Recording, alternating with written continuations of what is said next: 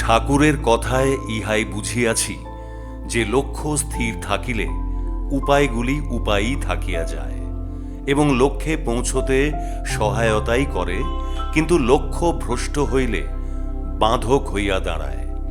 রোগের মূল নির্ণয় না করিয়া একটি একটি করিয়া উপসর্গগুলির চিকিৎসা করিলে রোগ তো নিরাময় হয়ই না, উপসর্গগুলিরও কোনো ইতর বিশেষ হয় না।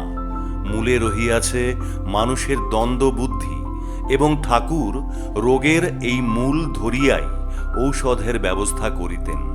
উপসর্গগুলির উপরে কোনো গুরুত্বের আরোপ করিতেন না। তিনি বলিতেন যে এই দ্বন্দ্ব ক্রমশ যতই সাম্যের দিকে আসিবে, ক্রোধ, লোভ, হিংসা দেশাদির অত্যাচারও সঙ্গে সঙ্গে কমিয়া যাইতে থাকিবে। তাহার জন্য আর পৃথক চেষ্টার প্রয়োজন হইবে না। এই জন্যই ঠাকুরের বিধি নিষেধের কোনো বালাই ছিল না। কিন্তু আমি যাহা বলিলাম তাহা হইতে যদি কেহ ধারণা করিয়া বসেন যে ঠাকুর গৌণার্থমূলক অনুষ্ঠানাদির কোনো মূল্যই দিতেন না, তাহা হইলে তাহাকে অত্যন্ত ভুল বোঝা হইবে। শাস্ত্র নির্দিষ্ট দশবিধ সংস্কার, বিগ্রহাদির সেবা পূজা, নানাবিধ পার্বণ ইত্যাদি কোনো ব্যাপারেই ঠাকুর কখনো বিন্দু মাত্র অবহেলাও প্রকাশ করিতেন না। বরং যাহার যাহা চলিয়া আসিয়াছে তাহা যে যথাসাধ্য রক্ষা করা কর্তব্য, এই উপদেশই তিনি দিয়া আসিয়াছেন। তাহার সহিত একত্রে কয়েকটি মন্দিরে বিগ্রহ দর্শন করিতে যাইয়া দেখিয়াছি যে সর্বত্রই তিনি হাত তুলিয়া প্রণাম করিয়াছেন। সুতরাং তাহার মুখ্য নির্দেশ ছাড়া অন্য কিছুরই তিনি মূল্য দিতেন না, এমন কথা বলা চলে না। কিন্তু ইহার সামঞ্জস্য কোথায়?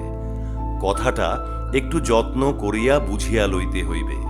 বিধি নিষেধ ও নানাবিধ অনুষ্ঠানাদির ব্যবস্থা সকল ধর্মেই আছে, কিন্তু এ কথা স্মরণ রাখা কর্তব্য যে এগুলি ধর্ম নহে, ধর্ম লাভের কতকগুলি গৌণ উপায় মাত্র।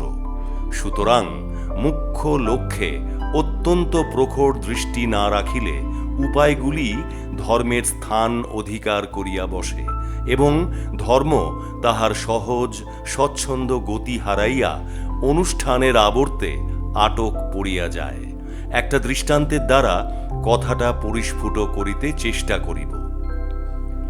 তীর্থ ভ্রমণের ব্যবস্থা প্রায় সকল ধর্মেই আছে। একটু চিন্তা করিলেই বুঝিতে পারা যায় যে তীর্থস্থানের ঐতিহ্য, তথাকার উন্নত ও পরিচ্ছন্ন আবহাওয়া এবং সাধু সন্তদের সংস্পর্শের ফলে তীর্থযাত্রীর চিত্তশুদ্ধি এই ব্যবস্থার উদ্দেশ্য। কিন্তু এই উদ্দেশ্যের দিকে সজাগ দৃষ্টি না থাকিলে তীর্থ পর্যটন হয় শুধু ভ্রমণ বিলাসে পরিণত হয়, আর না হয় তীর্থ ভ্রমণই ধর্ম হইয়া দাঁড়ায়। উপায়ই লক্ষ্যের স্থান অধিকার করিয়া বসে। আমি এক ভদ্রলোককে জানিতাম, যিনি সুযোগ পাইলেই তীর্থ ভ্রমণে বাহির হইয়া যাইতেন।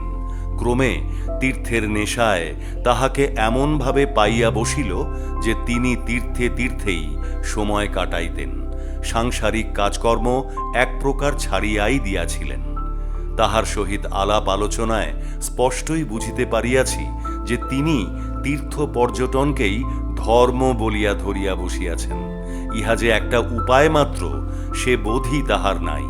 ঠাকুরের কথায় ইহাই বুঝিয়াছি যে লক্ষ্য স্থির থাকিলে উপায়গুলি উপায়ই থাকিয়া যায় এবং লক্ষ্যে পৌঁছতে সহায়তাই করে, কিন্তু লক্ষ্য ভ্রষ্ট হইলে বাঁধক হইয়া দাঁড়ায়।